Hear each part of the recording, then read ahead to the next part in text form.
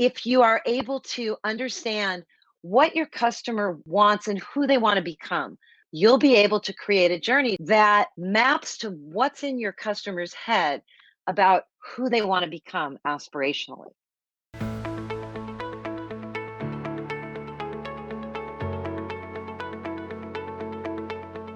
Have you ever wondered what a great customer journey looks like and why you should care about it? Have you ever wondered why you can't just use mechanics and nudges and all those juicy hacks to build deep engagement that lasts? Today, I'm tackling that question. This is a question I get all the time, and you're going to get answers to that and find out why the right customer journey model is the secret to unlocking long-term engagement and retention in your product. So stick around and we're going to get all those answers. So this question about the customer journey comes up all the time. And what prompted me to answer it today and to give you a really clear answer is talking to a bright young founder on the phone last week about his project. And he'd been working on an app for about 9 months, and they were using a gamification approach, and they were using nudges, and they had really bought into that whole approach. And he really believed that if he could just find the right mechanic, just find the right nudge, engagement would be solved. And as I talked to him more, I realized one, he actually had a really good idea for this product. And two, he didn't really understand the power of defining a customer journey. So we talked about it for a while. And what I told him is pretty much what I'm going to tell you now. First, a good way to understand it is to think about what happens when you don't have it. And most of the people I work with don't start by having a strong customer journey. We develop it as we work together. Now, some game designers do. I'll get to that in a moment because that's how I learned it. But take the example of a financial literacy app I'm actually starting to work with now. They've been using gamification for 3 years with quite a bit of success, badges and points. They do have a pretty strong app, a pretty strong value prop, but they hit a wall.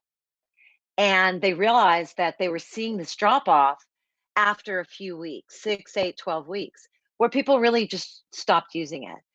This rang a bell for me because I've seen this again and again and again. When I worked with Netflix back when they were really building out their service, we saw the same thing and tackled the same problem. And Netflix had gotten to this problem in the same way that this bright young founder did and that this financial literacy app did, which is you start with the stuff that's low hanging fruit, that's easy, you see some success, and you ride that horse till you can't ride it anymore. That's human nature. That makes a lot of sense. And what everyone is realizing, what Netflix realized, what the founder I'm working with realized, and what hopefully the guy I spoke to on the phone is going to realize, and you too, is that you will hit that. You will hit that that wall, if you just approach it from a mechanic's point of view. But if you are able to understand what your customer wants and who they want to become by using your app, you'll be able to create a journey. It doesn't have to be complicated or fancy, that maps to what's in your customer's head about who they want to become aspirationally. And there is no stronger way to anchor the core of your design. This is the mastery path. There's 4 stages: discovery, onboarding, habit building, and mastery. If you zoom in on habit building, you have the core learning loop, which is really the session experience that pulls someone back when it's day 14, day 30, day 90.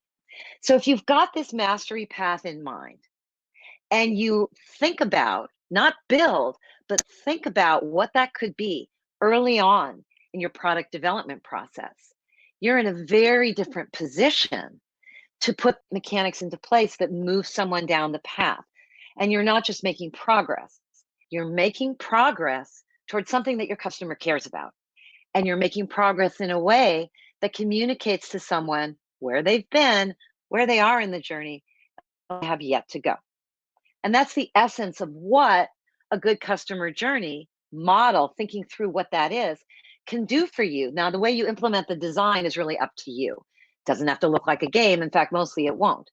But it's really that sense of a journey that takes you somewhere you want to go, that if you can infuse your app with it, you will be building long-term engagement from the ground up. If you think about approaching things bottom up, I think, to be honest, all of us start there. I've been designing games for 20 years. I'm a startup coach, help clients. But the first time you get your hands on mechanics, and especially if you use them for a short-term engagement, such as a marketing campaign, they seem like magic and you feel like you've discovered magic.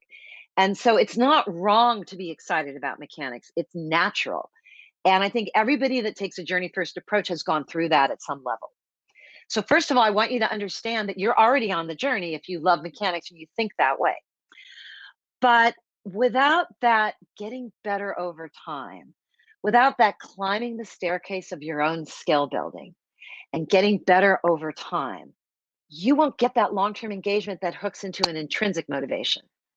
And so one of the biggest reasons why you want to build a customer journey, not just use nudges and mechanics, is that once you start using external rewards, which many people do to get people to do things because it works. Everybody loves free money, for instance. But once you start using external rewards to drive behavior, you've absolutely trained people, the customers that are engaging with you, that the thing is not worth doing in and of itself. It's worth doing for a reward. And there's been studies of kids who loved reading. Once they're given $1 for every page or chapter they read for a few months, they will stop reading for pleasure. It trains you in a way that can backfire. It's why a lot of gamification backfires. It gets tiring to be manipulated in that way. But if you hook into internal motivation, you're starting off on the right path. So think about, I want to bring this alive for you. You might be wondering, well, okay, what's an example of a great customer journey that I could relate to? What does that look like? Think about Rock Band. That's a really clear example from the gaming genre. Rock Band is playing songs at different difficulty levels with other people on other instruments and getting some feedback about how you did. At the core, that's what it is. And it could have just been that, but there's a journey you go through in Rock Band where you start playing in a garage with a simple guitar. And at the end of the journey, you're playing stadiums with a rockin' outfit. You're all tricked out, your instruments all tricked out. You've got amazing gear. It mimics the natural journey of going from, garage band to a rock star. And it's not the only journey that we considered many journeys on that particular game, but that was one that we really could organize all of the activity around. It's very simple and it seems natural, but the best journeys do seem natural.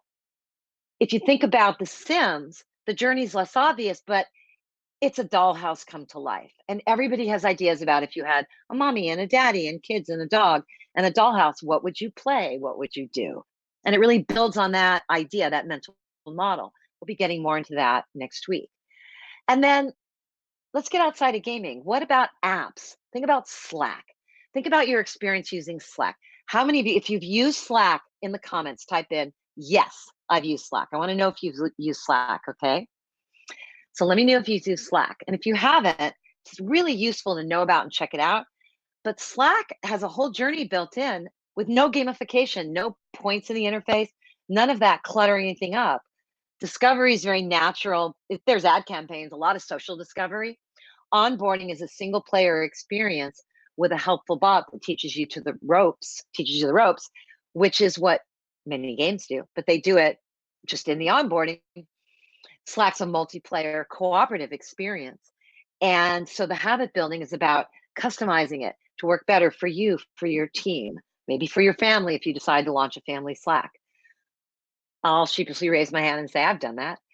And then mastery just goes deeper down the same dimension. You can get more and more customized. You can trick your Slack out, start a new channel. You can even build out new bots and contribute to the Slack ecosystem. So customization is the through line. And you can see how there's an experience that gets better as you become more skilled. It's the essence of what a really compelling customer journey is. Doesn't have to look like a game, doesn't have to be fancy. Just has to be thoughtful and work well. And Slack has proven to be something that definitely drives long-term engagement. So the important point here about journey is I want you to approach product design by thinking about your customer journey early in your product design experience. I want you to not necessarily build it, but if you can think about what is that end-to-end experience? What is it that my customer is going to experience, say, from day 1 to day 30, or maybe day 1 to day 7, or day 1 to day 60? It's up to you to decide what that looks like. But think about what it means for their experience with your product or app or service or game to get better as they become better at the thing they care about within that app. Think about how to do that. So, this journey first approach to product design is a great tip to keep in mind when you are building out your app. And I want you to know I didn't make this up. I learned this by working with world-class game designers, people that had shipped products that reach millions of people. And what they learned was take a journey first approach to designing engagement if you want to build a long-term sustainable hit. So now let me break down the biggest question people have about this, because hopefully you're listening and you're thinking, yeah, I get it. I see how that works. But if you don't build the journey all at once, if you're going to map out the journey, it's really hard to then say, look at it and say, well, what do I build? If I can't build it all at once, and I can't, that's boiling the ocean. That's waterfall, right? We don't do that. If I can't build the journey all at once, what do I do? Where do I start? Well, let me tell you a story first about where not to start. Most people, most app designers in particular, when they think about building something, they'll often start with onboarding. We know onboarding is important. There's many gurus out there telling you how important it is, and it is important. But if you start with onboarding, which is part of this 4-step journey, and you just build onboarding, when it gets to be day 7, day 12, day 30, then what? And this is what I see over and over and over again. And another answer to why do I need a journey is that it makes you really think about that end-to-end experience. And I can't tell you how many clients, including well-funded, famous entrepreneurs, they just go build onboarding and ship it. And they don't quite understand or see that that guarantees a leaky bucket. It guarantees that you're not going to get any engagement. And if you just want to look at your onboarding stats and that's your goal, fine. But most people get mistaken about that. And there's a way to solve this dilemma while also taking a journey first approach to engagement. It's called the game thinking roadmap. And this lets you focus on that habit building phase first. So you do that journey first thinking very lightly. What is that end to end experience? And then you start with that habit building step. And this mimics what the best game designers, Sid Meier, Will Wright, Richard Garriott, Alex Rogopoulos and that whole team at Rock Band, all the team at Covet Fashion, great game designers who've created massive hits. This is how they do things. They start with what they call the core loop or the compulsion loop. I call it a learning loop because it really is about giving people feedback so they get better at something. That's why it's a learning loop. But if you start there and you build out, think of it as your day 30 or your day 15 experience with just enough simple onboarding to get started. If you start there, that's what building engagement from the ground up is. It's also why creating a customer journey is so valuable because it creates the context for you to understand what that core loop should be. And that's the secret, designing long-term engagement with a customer journey, which consists of a mastery path and a learning loop. We've got a question from Tiago.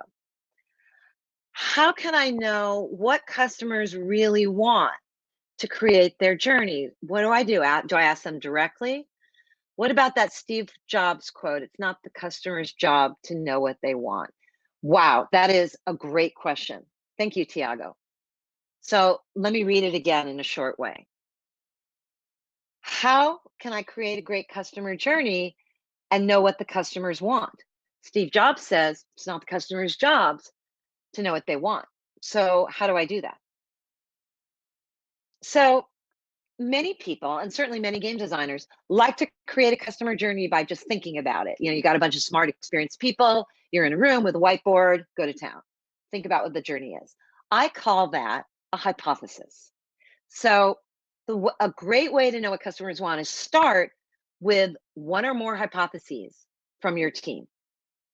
Say, what do we think? First, let's capture what's lurking in our heads about what we think they want.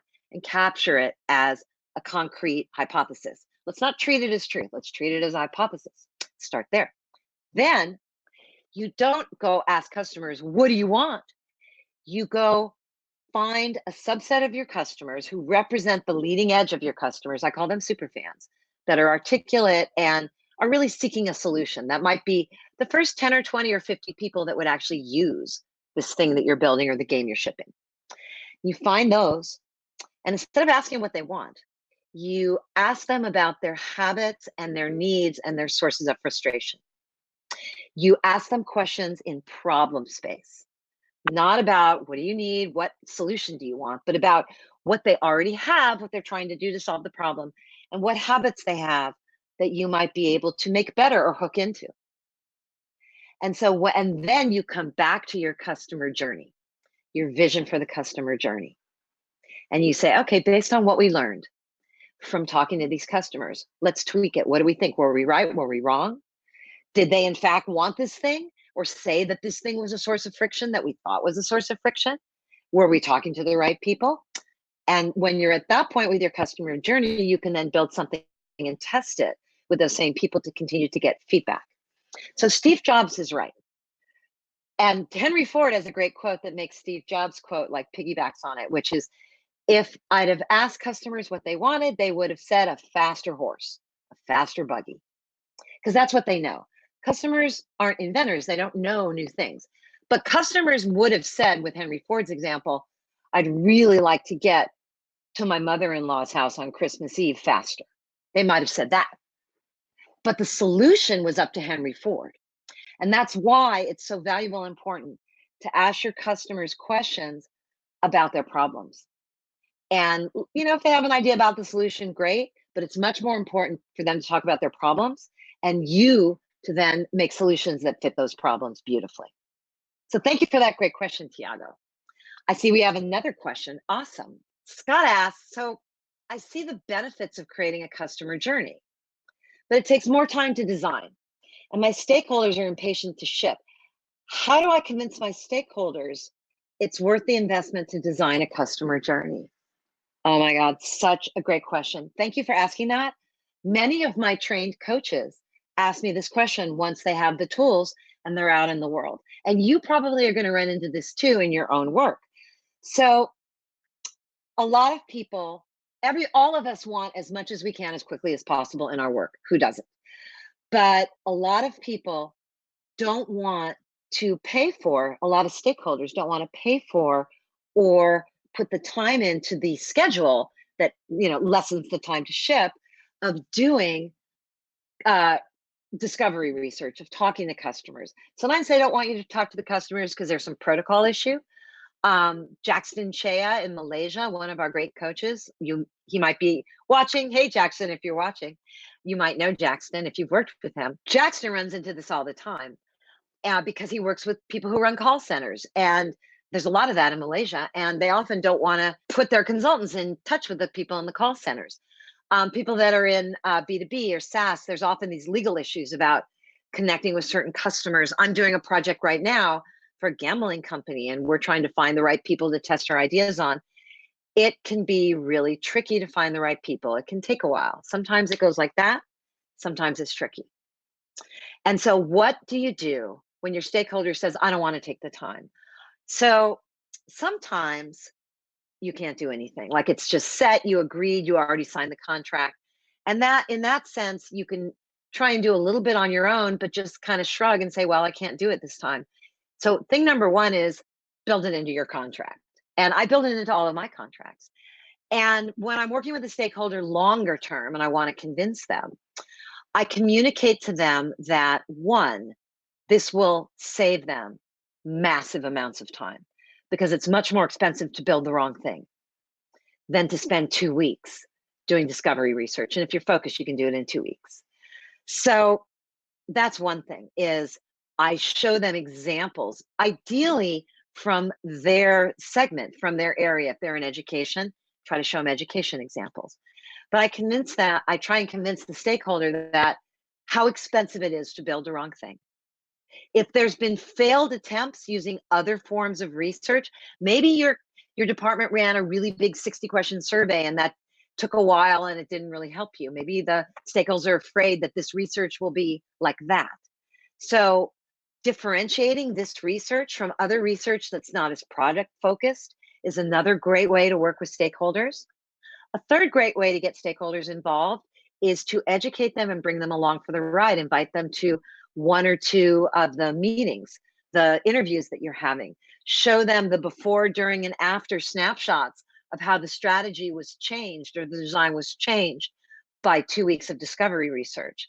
So if your stakeholder is a product focused stakeholder, engaging them at that product strategy level can be very powerful, because at the end of that, if things go well, you've turned them into your evangelist. But it's something that you need to get at the beginning of the project. You need to get people going. So if you're in the middle of a project and not doing it, think about an upcoming project you could try this out on, and maybe register for our classes or get the book so that you have the whole framework so it can go very quickly for you on that project. Because it's really this front end, create your customer journey, infuse your customer journey with insights about real customers, not just stuff you made up. It's doing that on the front end that gets you so much of the value when you're shipping, when you're trying to make retention go up and all those things. Thank you so much. We'll look forward to seeing you soon. Bye for now. Hey, innovator, wondering what innovation advice you should follow? Hop on over to gamethinking.io/programs to learn how you can work with us. We can help you get to product market fit in record time and build products that keep your customers coming back again and again. The link is in the description.